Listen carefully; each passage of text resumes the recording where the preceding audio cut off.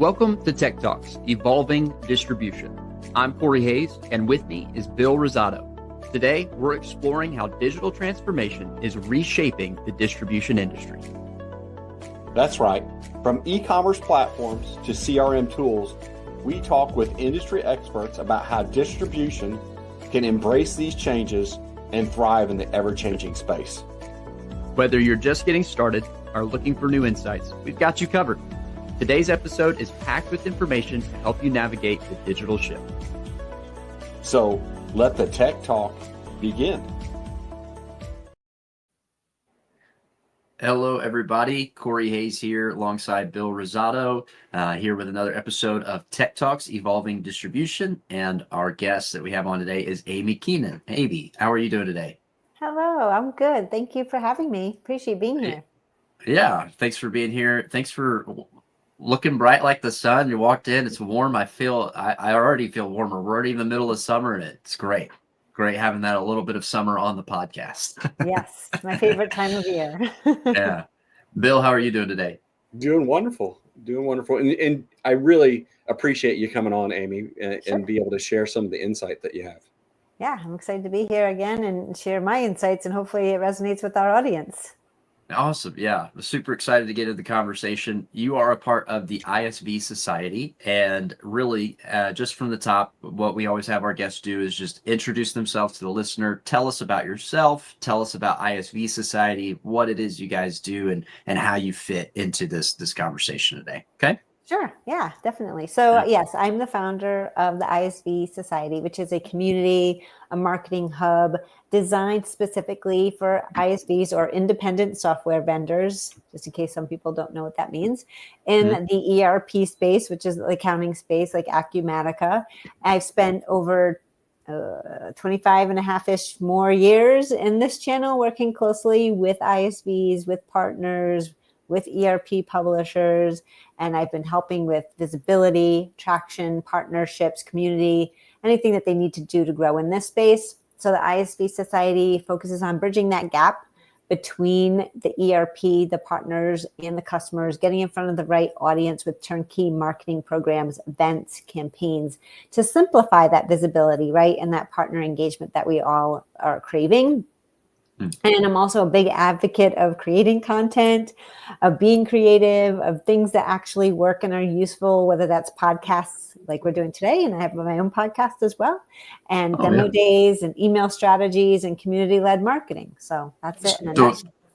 Yeah, tell us a little bit more about your podcast. What do listeners experience on your podcast? Sure. So it's called Channel Up Your Marketing Podcast. And basically it's all about, obviously, marketing in this space. I have partners on, I have leaders in this space talking about emails, talking about social, subject line, LinkedIn, you name it, anything that regarding to marketing and how we can be more effective, more communicating in more effective way, communicating to what our audience is asking for, and just helping with tips, tricks, trends, and all that stuff, because marketing is my jam.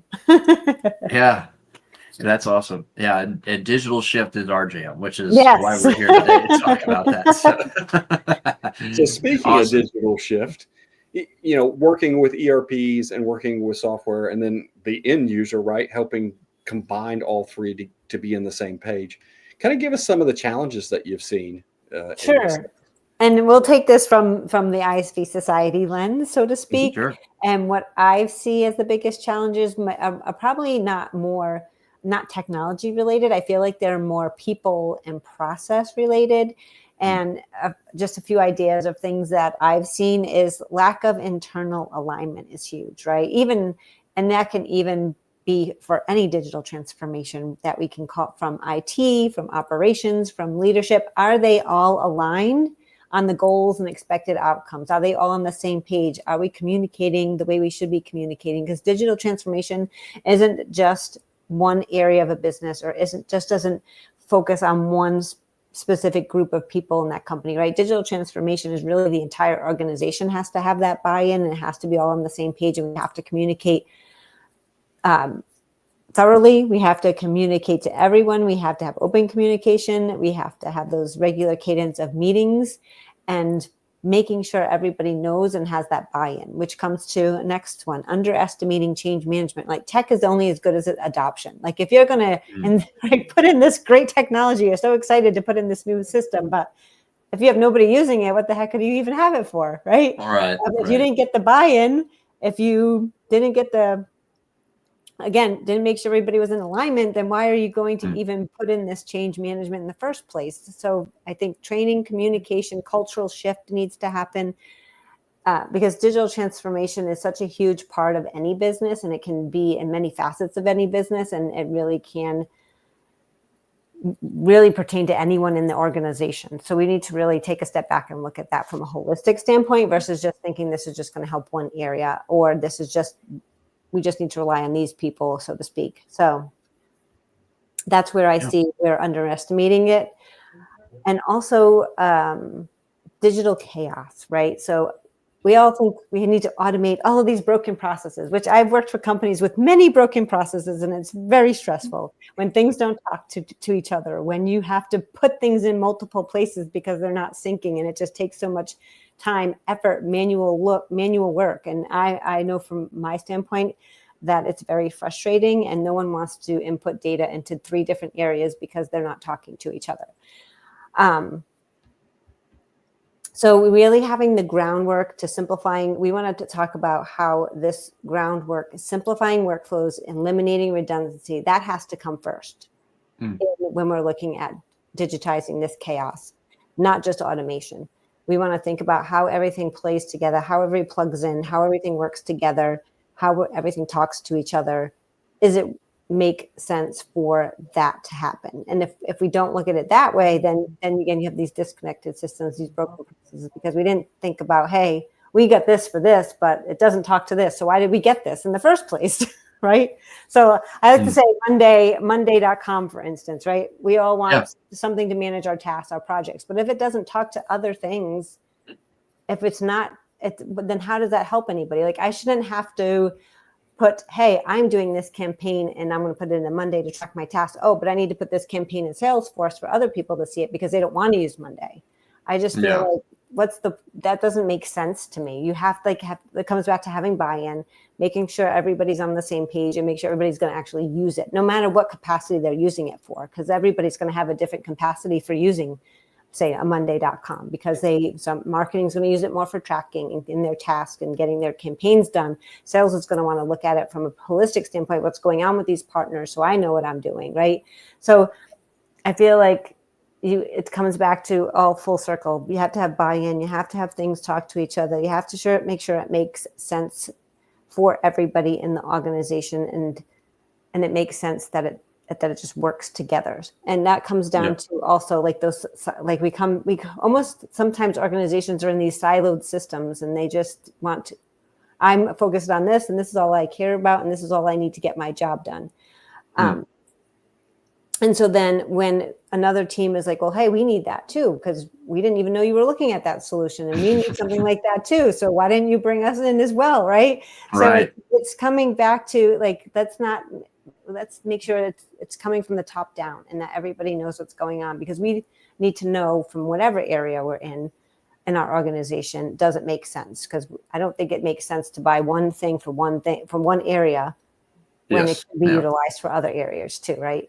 So getting rid of those silos as well is huge. And just having, the 2 biggest things, silos and having everybody on the same page and buy-in, is like number 1 for me in digital transformation. If you don't have those, it's not going to be successful. Yeah. And I like what you said just about things that solve multiple issues, right?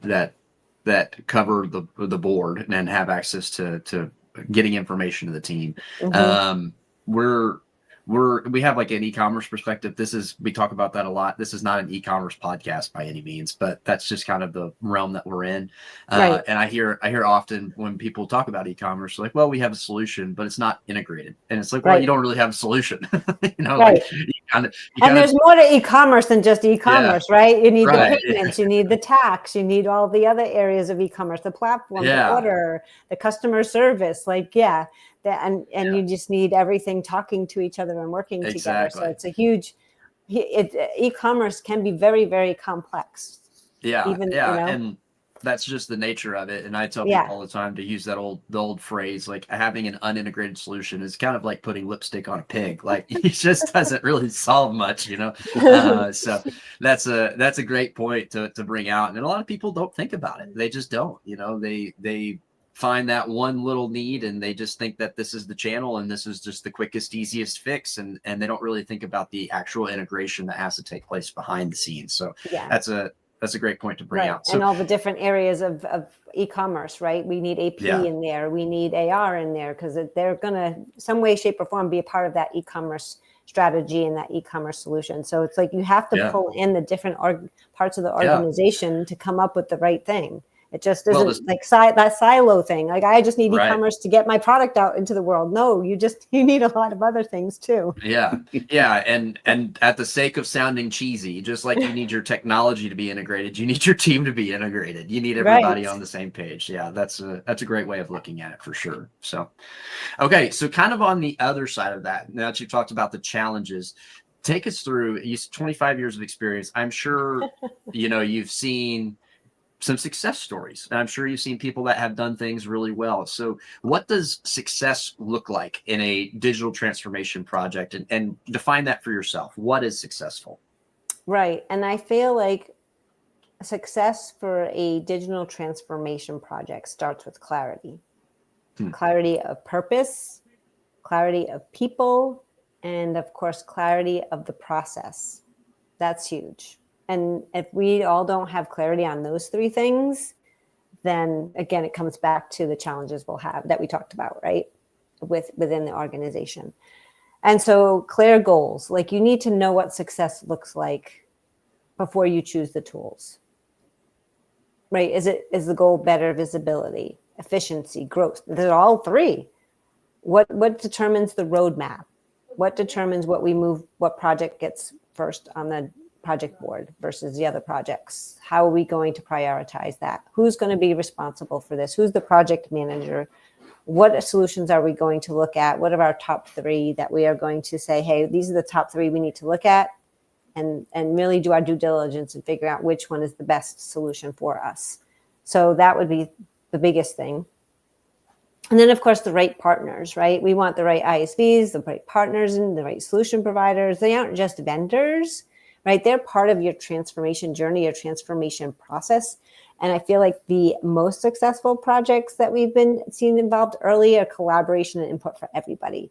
Because again, when you go back to your clear goals, you've picked this solution. Now you nailed it down to say the top one. Now this partner is going to be the one. You're going to become best friends.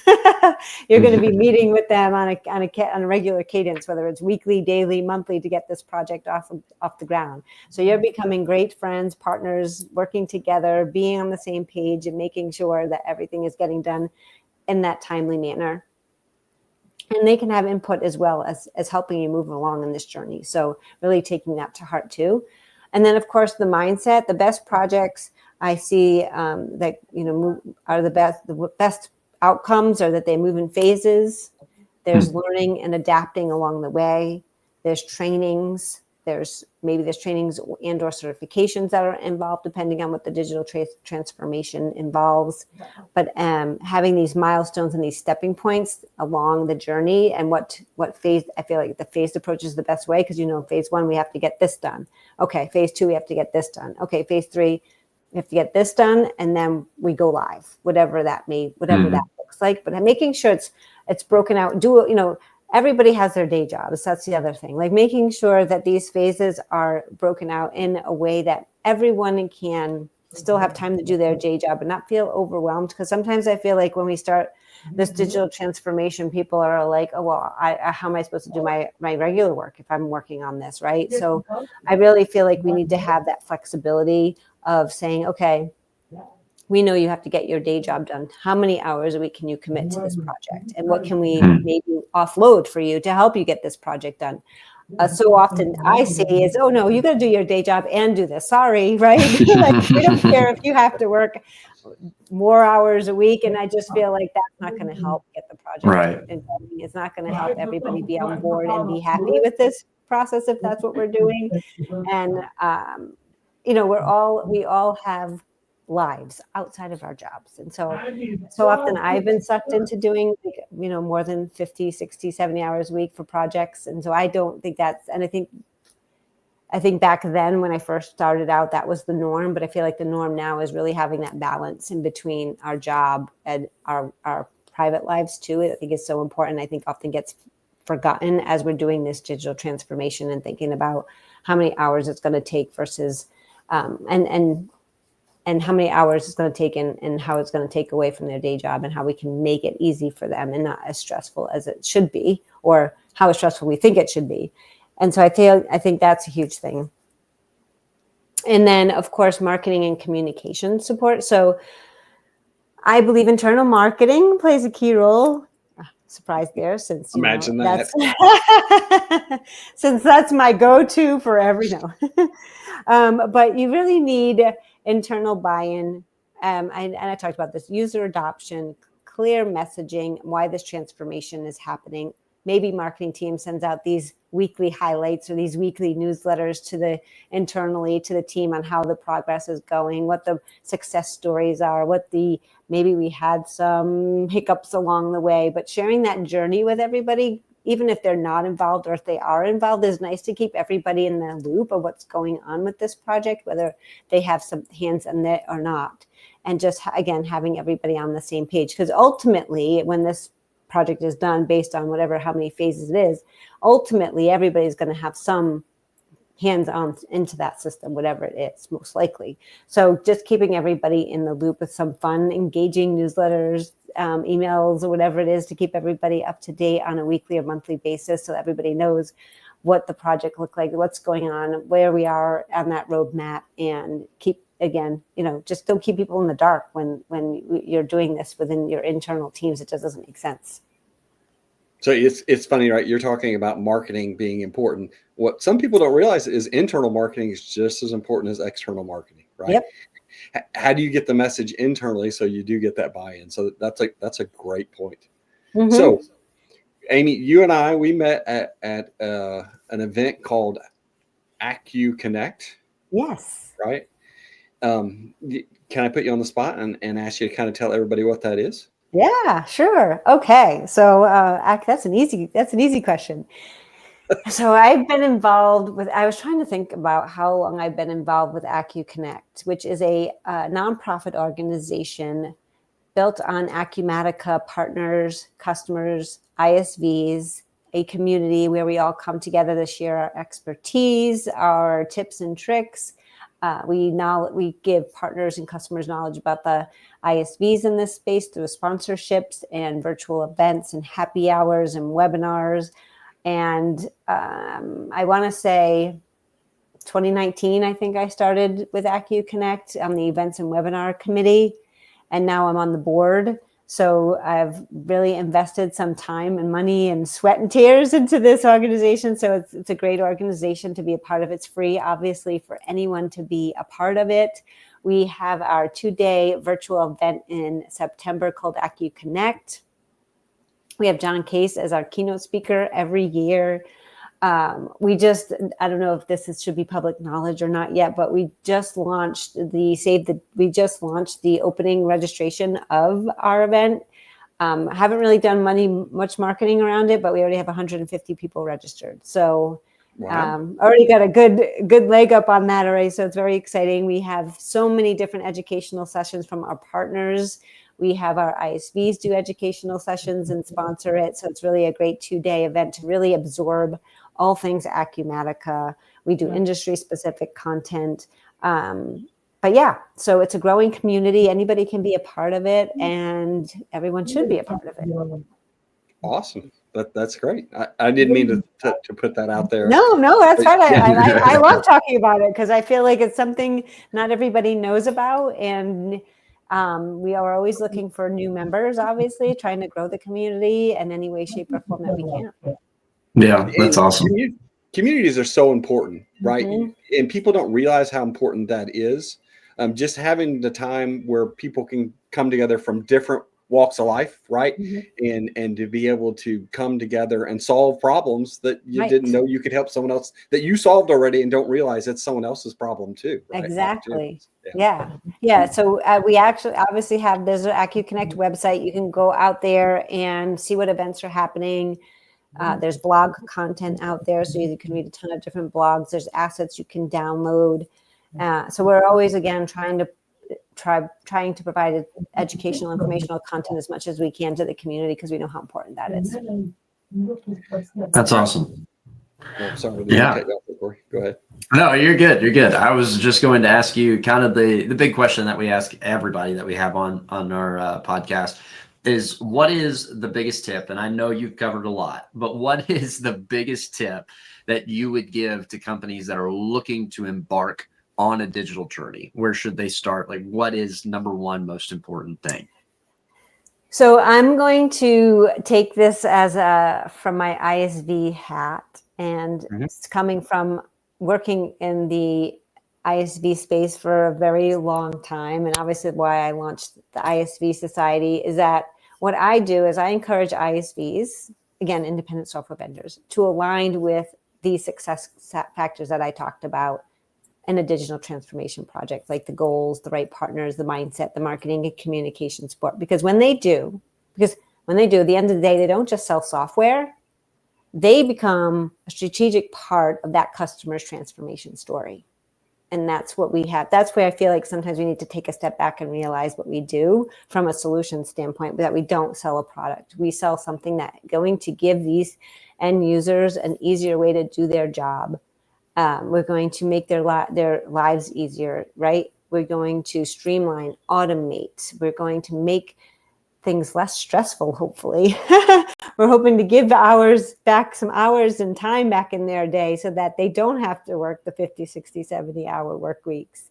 And so that's what I feel like is the biggest part of this transformation from an ISV standpoint. That's awesome. That'd make a great billboard. Be a strategic partner. Find a strategic partner. There you go.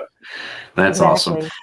Last question I would ask you is, where can I find more information about the ISV Society? Where can I get connected with you and be a part of the community that you have going on? Yeah, sure. So obviously you can follow me on LinkedIn. You can get all my information out there. Obviously connect with me there. I'd love to, if you do connect with me, let me know that you listen to this podcast. I have some assets for ISVs called the ISV Guide to Grow Your Audience. I obviously have my Channel Up Your Marketing podcast. I have my website, theisvsociety.com, where you can learn more about what I do. Check out the media kit. And that's pretty much 3 different ways: LinkedIn, podcast, and website. Well, I'll end where I started and say thank you on behalf of the Tech Talks team. Thank you for coming in, bringing some sunshine into our podcast. It was great. And I really appreciate you being a part of the conversation today. Oh, thank you so much for having me. I appreciate it. Yeah, no problem. And thank you to our listener for tuning on and listening in. We will see you next time here at Tech Talks. Bye. And that's a wrap for today's episode of Tech Talks Evolving Distribution. Thanks for tuning in. And we hope you've gained some valuable insights on how to embrace digital transformation and stay ahead in the distribution industry. A special thanks to our sponsor, Aldrich Web Solutions, for supporting this podcast. With over 20 years of experience, they've been helping distributors win online and maximize their digital presence. Be sure to check them out if you're ready to take your business to the next level. And if you enjoyed the episode, don't forget to subscribe, rate, and leave us a review. And of course, share this with anyone who could benefit from this conversation. We'll be back next time with more expert insights. And until then, keep evolving and embracing change.